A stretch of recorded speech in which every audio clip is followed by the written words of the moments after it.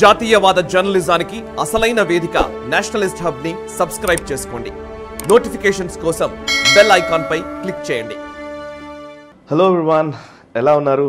బాగున్నారా? నేను జనతా ఎక్స్ప్రెస్ పేరిట హైదరాబాద్ నుంచి బై రోడ్డు మార్గం ద్వారా చాలా ప్రాంతాలు పర్యటిస్తూ D2s తీసుకుంటూ నాగ్పూర్, మధ్యప్రదేశ్ అండ్ ఉత్తరప్రదేశ్లోని రాయ్బరేలీ, అటు అమేథీ లాంటి కీలకమైన నియోజకవర్గాల్లో పర్యటించి అక్కడున్న ప్రజానాడిని తెలుసుకునే ప్రయత్నం చేస్తున్నాను. కొన్ని వీడియోల రూపంలో మీ ముందు కూడా తెలిపే ప్రయత్నం చేస్తున్నాను. అంటే అందరూ కెమెరా ముందు మాట్లాడడానికి ఇష్టపడరు కదా, కొన్ని వీడియోలు మాత్రమే నేను మీకు అందిస్తున్నాను. బట్ ఎస్, చాలా విషయాలు మీతో పంచుకోవాల్సి ఉన్నాయి. అవన్నీ కూడా నేను నా అనాలిసిస్ రూపంలో, రకరకాల వీడియోల రూపంలో నేను మీ ముందు ఉంచే ప్రయత్నం చేస్తాను. అండ్ దానికంటే ముందు యాక్చువల్లీ ఇప్పుడు నేను ఢిల్లీలో ఉన్నాను. అండ్ బేసికల్లీ ఇక్కడ ఏమైతుందంటే, తెలంగాణలో జరుగుతున్నటువంటి ఎన్నికల గురించి నేను మీతో కొన్ని వివరాలు పంచుకోవాలని అనుకుంటున్నాను.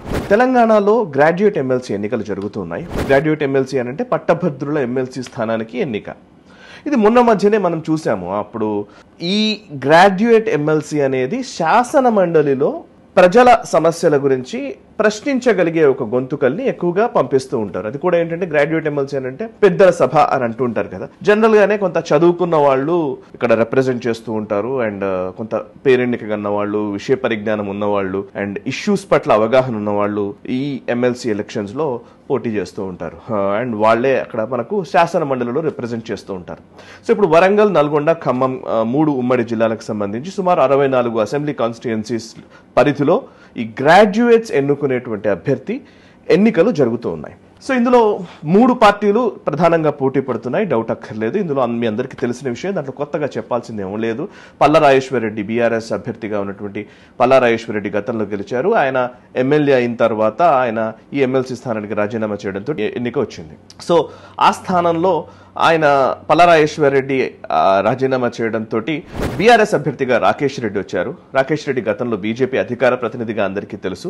అండ్ ఆయన బీఆర్ఎస్ అభ్యర్థిగా వచ్చారు. తీన్మార్ మల్లన్న, గతంలో ఇదే స్థానం నుంచి 2వ పొజిషన్ లో నిలిచినటువంటి తీన్మార్ మల్లన్న ఒక జర్నలిస్ట్ గా అండ్ అందరికీ పరిచయమైనటువంటి వ్యక్తిగా కేసీఆర్ ని అటాక్ చేయడంలో, అంటే కేసీఆర్ ని విమర్శించినా లేకపోతే ఆయన చేసిన లోపాలని వీటిని ప్రజలకు తెలియజేయడంలో ఆయన సక్సెస్ఫుల్ గా ఆయన ప్రస్థానం సాగింది తీన్మార్ మల్లన్న. సో ఆయన కాంగ్రెస్ అభ్యర్థిగా బరిలో నిలిచారు. ఇంతకుముందు ఇండిపెండెంట్ గా ఉండి 2nd పొజిషన్ లో ఉన్నారు. ఇప్పుడు భారతీయ జనతా పార్టీ అభ్యర్థి ప్రేమేందర్ రెడ్డి, గతంలో ఆయన్నే పోటీ చేశారు. ఇప్పుడు ఆయన కంటిన్యూ అవుతున్నారు. ఆయన్నే మళ్ళీ బీజేపీ అభ్యర్థిగా బరిలో నిలిచారు. సో నాకు ఈ ముగ్గురితోనూ చాలా సత్సంబంధాలే ఉన్నాయి. అంటే వాళ్ళతో నాకు పరిచయం చాలానే ఉంది. Teenmaar Mallanna as a journalist ఆయన నాకు బాగానే పరిచయము, చాలా సంవత్సరాల క్రితం నుంచి కూడా. అండ్ రాకేష్ రెడ్డి సుమారు 2014 నుంచి ఆయన పార్టీలో జాయిన్ అయిన రోజు నుంచి, బీజేపీలో జాయిన్ అయిన రోజు నుంచి నాకు పరిచయమే. అనేక డిస్కషన్స్ లో, డిబేట్స్ లో వాటిలో నేను పార్టిసిపేట్ చేస్తున్నాను. అండ్ ఈవెన్ నేను 2019లో నేను నేషనల్ స్టెప్ స్టార్ట్ చేసిన రోజు కూడా ఆయన వచ్చారు. అండ్ ప్రేమేందర్ రెడ్డి గారు, ఆయన కూడా చాలా పరిచయమైనటువంటి వ్యక్తి. నాకు 2014 కాదు, అంతకు ముందు నుంచి నాకు తెలిసి నేను వేరే ఛానల్లో పనిచేస్తున్న సందర్భాల్లో 2009-10 ఆ టైం నుంచి కూడా నాకు ప్రేమేందర్ రెడ్డి గారు డిస్కషన్స్ లో రెగ్యులర్ గా పార్టిసిపేట్ చేసేది బీజేపీ రిప్రజెంటేటివ్ గా నాకు పరిచయమే. సో ముగ్గురు అభ్యర్థులు నాకు పరిచయమైన వాళ్లే. ముగ్గురి క్వాలిటీస్ గురించి నేను ప్రస్తావించదలుచుకోలేదు. అయితే నేను ఎమ్మెల్సీ ఎలక్షన్స్ ప్రాధాన్యత గురించి మీ ముందుంచే ప్రయత్నం చేస్తాను. ఎమ్మెల్సీ ఎలక్షన్స్ అనగానే ఎమ్మెల్సీని ఎన్నుకోవడం అంటే అర్థం ఏంటి అని అంటే, శాసన మండలిలో ఆ పార్టీ రిప్రజెంటేటివ్ అయితే party representative, that's okay, not a problem. But party voice ని వినిపించడంతో పాటు ప్రజల సమస్యల పట్ల అవగాహన ఉన్నటువంటి వ్యక్తి అయి ఉండాలి, నంబర్ 1. నంబర్ 2, ఆ వ్యక్తి క్రెడిబిలిటీ చాలా ఇంపార్టెంట్. అండ్ పార్టీకి ఉన్నటువంటి ఐడియాలజికల్ డెప్త్ అంటారా, లేకపోతే వాళ్ళకు ఉన్నటువంటి విశ్వసనీయత కూడా, వాళ్ళ ట్రాక్ రికార్డ్ కూడా లెక్కలోకి వస్తుంది. ఫర్ ఎగ్జాంపుల్, నిజానికి ఇప్పుడు శాసన మండలి ఎలక్షన్స్ లో అందరూ చెప్తున్న మాట ఏంటంటే ప్రశ్నించే గొంతుక అని మాట్లాడుతున్నారు. సో నిజమే, ఇది ప్రశ్నించే గొంతుక అనేది ఎమ్మెల్సీ ఎలక్షన్స్ లో ప్రచారంలో ఎప్పుడు వినిపించే మాట. సో ప్రేమేందర్ రెడ్డి అండ్ అటు రాకేష్ రెడ్డి కావచ్చు, అటు తీన్మార్ మల్లన్న కావచ్చు, ముగ్గురు నిజానికి ప్రశ్నించే గొంతుకలే, ఏం డౌట్ ఏం అక్కర్లేదు దాంట్లో. అండ్ తీన్మార్ మల్లన్న గతంలో నేను ప్రశ్నించే గొంతుక అని చెప్పినప్పుడు ఆయనకు 2nd పొజిషన్ వచ్చింది. ఆయన నిజంగానే బీఆర్ఎస్ కి వ్యతిరేకంగా లేకపోతే ప్రభుత్వ వ్యతిరేకంగా భావజాలాన్ని లేదా ఆలోచనల్ని ఆయన చాలా అద్భుతంగా ప్రజెంట్ చేస్తూ వచ్చారు. చేసినంత కాలం ఆయనకు అద్భుతమైనటువంటి వ్యూవర్షిప్ ఉంది. అయితే ఈ మధ్య కాలంలో చూసినట్లయితే తీన్మార్ మల్లన్న వీడియోలు వైరల్ అవడం పెద్ద కొత్త ఏం కాదు. చాలా రోజుల నుంచి తీన్మార్ మల్లన్న వీడియోలు అక్కడక్కడ వైరల్ అవుతూనే ఉంటాయి, చిన్న చిన్న బిట్ల రూపంలోనూ ఇంకోటి. బట్ ఈ మధ్య కాలంలో జరిగిన కీలకమైన పరిణామం ఏంటంటే తీన్మార్ మల్లన్న వీడియోలు నెగటివ్ ధోరణిలో ఎక్కువగా ప్రచారంలోకి వస్తున్నాయి. ఆయన అనుకూలమైన వీడియోలు, ఆయనకు పాజిటివ్ గా ఉండేవి లేదా ఆయన మాట్లాడిన వీడియోల్లో ఉండే కొన్ని చమక్కులు ఇట్లాంటివి ఉంటే ఏమన్నా అవి వైరల్ అయిన ఉదంతాలు ఉండవచ్చు కానీ, బట్ ఈ మధ్య కాలంలో గత 5-6 నెలల నుంచి అయితే మాత్రం తీన్మార్ మల్లన్నకి నెగటివ్ ప్రచారం మాత్రం చాలా ఎక్కువగా వైరల్ అవుతుంది. బేసికలీ వైరల్ అయితే నిజమా అంటే వైరల్ అనేది దానికి ఒక అర్థం ఏంటి అంటే వైరాలిటీ అనేది ప్రజల మద్దతు ఏ విధంగా షిఫ్ట్ అవుతుంది అనే దానికి ఒక కొలమానంగా కనబడుతోంది. అందుకే తీన్మార్ మల్లన్నని విమర్శించిన వాళ్ళ వీడియోలు అండ్ ఆయన్నే గతంలో మాట్లాడిన వీడియోని ఇప్పుడు మాట్లాడుతున్న అంశాలని క్లబ్ చేసి ఒక దగ్గర కంపైల్ చేసి పెడుతున్న వీడియోలు ఇవన్నీ మనకు చూస్తూనే ఉన్నాం. సో తీన్మార్ మల్లన్న ప్రశ్నించే గొంతుక అన్నప్పుడు ఒకవేళ ప్రశ్నించే గొంతుక అయితే ఈరోజు కాంగ్రెస్ పార్టీలో ఉన్నారు, కాంగ్రెస్ అధికారంలో ఉంది, ఎవరిని ప్రశ్నిస్తారు అనేది సెకండ్ ప్రశ్న.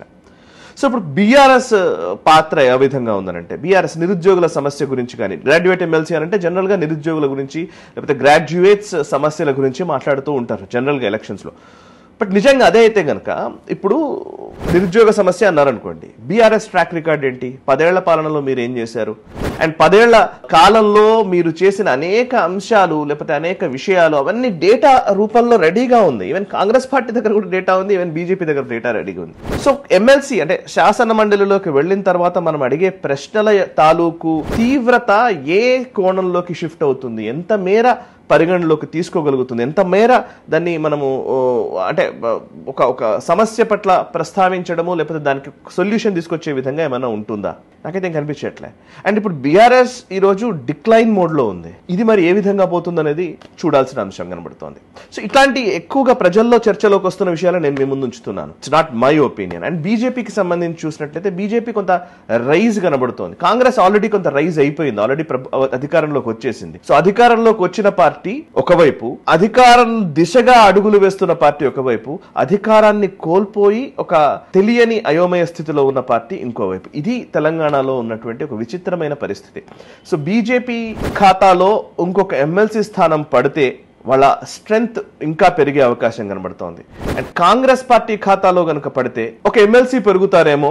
అండ్ అదే సమయంలో తీన్మార్ మల్లన్న గెలిచాడు అని అంటే నిజంగా కాంగ్రెస్ పార్టీ నాయకుల్లోనే ఒక చిన్న చర్చ నడుస్తుంది. ఏంటంటే తీన్మార్ మల్లన్నకు వ్యతిరేకమైనటువంటి వ్యక్తులు మాత్రమే కాంగ్రెస్ పార్టీలో చాలా మంది ఉన్నారు. సో వాళ్ళందరూ తీన్మార్ మల్లన్న గెలవాలని కోరుకుంటారా పూర్తిగా అనేది ఇంకొక అంశం. అండ్ రాకేష్ రెడ్డి గెలిస్తే బాగుంటుంది, గెలిస్తే మాకు ఖాతాలో పడుతుందని బీఆర్ఎస్ అనుకుంటుంది. కానీ నిజానికి బీఆర్ఎస్ పార్టీ పూర్తిగా సర్వశక్తులు ఒడ్డి రాకేష్ రెడ్డిని గెలిపించాలనుకుంటుందా అనేది ఇంకొక ప్రశ్న కనబడుతోంది. సో ఈ ఒక సందిగ్ధమైన స్థితిలో ప్రస్తుతం తెలంగాణలో ఈ గ్రాడ్యుయేట్ ఎమ్మెల్సీ ఎన్నికలు జరుగుతూ ఉన్నాయి. సో అయితే 27వ తారీఖున ఎన్నిక ఉంది కాబట్టి బీజేపీ రైజ్ లో ఉంది కాబట్టి బీజేపీ వైపే ప్రజలు మొగ్గు చూపుతారా?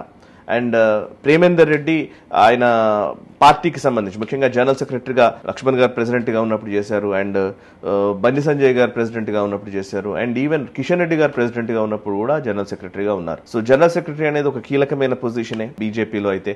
సో ఆ జనరల్ సెక్రటరీగా ఉన్నటువంటి వ్యక్తిని బీజేపీ గెలిపించుకోవడానికి ఎంత శక్తి ఒడ్డుతుంది, అండ్ ప్రేమేందర్ రెడ్డి అభ్యర్థిత్వం విషయంలో ప్రజల నుంచి ఎంత మేర ప్రజాస్పందన మద్దతు రూపంలో కనబడుతోంది అనేది మనకు 27వ తారీఖు తర్వాత మనకు తెలుస్తుంది. బట్ ఈ రోజున్న పరిస్థితుల్లో అయితే 3 కీలకమైన అభ్యర్థులు ఉన్నారు. అందులో క్రెడిబిలిటీ ఫ్యాక్టర్ ఎవరికి ఎంత ఉంది, ఎవరి క్రెడిబిలిటీ ఎక్కువ, ఎవరు ఎక్కువ కాలం పాటు ప్రజల దృష్టికోణంలో కావచ్చు లేదా పార్టీల దృష్టికోణంలో కావచ్చు ఒక కన్సిస్టెన్సీ మెయింటైన్ చేయగలుగుతారు, ఆ కన్సిస్టెన్సీ లేదా సస్టైనబిలిటీ ఉన్నటువంటి అభ్యర్థులు ఎవరు, ఇది ప్రజలు నిర్ణయించుకోవాలి. ఈ వీడియోని లైక్ చేయండి, 10 మందికి షేర్ చేయండి, అండ్ మీ కమెంట్స్ ద్వారా మీ అభిప్రాయాలు మాతో పంచుకోండి. మనసా వాచా కర్మణ దేశహితం కోసం పరితపించే nationalist of group of channels ని సబ్స్క్రైబ్ చేసుకుని జాతీయవాద జర్నలిజాన్ని ప్రోత్సహించండి. Thank you very much. ఈ వీడియో మీకు నచ్చినట్టయితే లైక్ చేయండి, 10 మందికి షేర్ చేయండి, అలాగే కామెంట్ల రూపంలో మీ అభిప్రాయాలను మాతో పంచుకోండి. Nationalist hub group of channels ను సబ్స్క్రైబ్ చేసుకుని తెలుగునాట జాతీయవాద జర్నలిజాన్ని ప్రోత్సహించండి. ఈ వీడియో కింద ఉన్న బెల్ ఐకాన్ పై క్లిక్ చేయడం మర్చిపోవద్దు.